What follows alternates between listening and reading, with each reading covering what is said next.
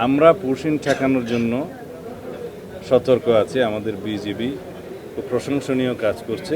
প্রত্যেকটা বর্ডারে যেখানে যেখানে পুশিনের চেষ্টা হচ্ছে সেখানে তারা বাধা দিচ্ছে এবং আমরা ডিপ্লোম্যাটিক্যালি তাদেরকে আহ্বান জানিয়েছি যদি সেরকম কোনো বাংলাদেশি নাগরিক সে দেশে অবস্থান করে থাকে তাহলে পররাষ্ট্র মন্ত্রণালয়ের মাধ্যমে তাদের তালিকা যেন প্রদান করে।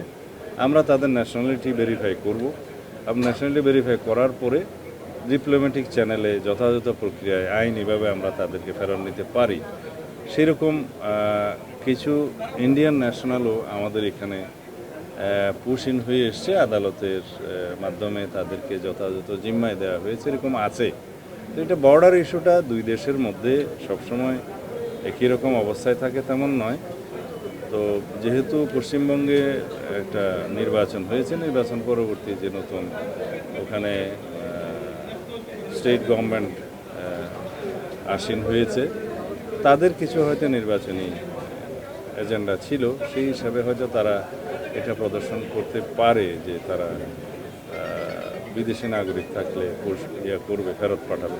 বাট এই প্রক্রিয়াটা যথাযথ নয় যে কাউকে ধরে বর্ডারে পুশিন করিয়ে দেওয়া, এটা যথাযথ প্রক্রিয়া নয়। যদি সেরকম কোনো নাগরিক আমাদের থাকে সেই দেশে, তাদের তালিকা করে পররাষ্ট্র মন্ত্রণালয়ের মাধ্যমে পাঠাতে পারে।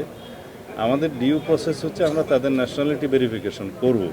যদি সেরকম হয় আমরা আইনি প্রক্রিয়ার মাধ্যমে তাদেরকে ফেরত আনতে পারি।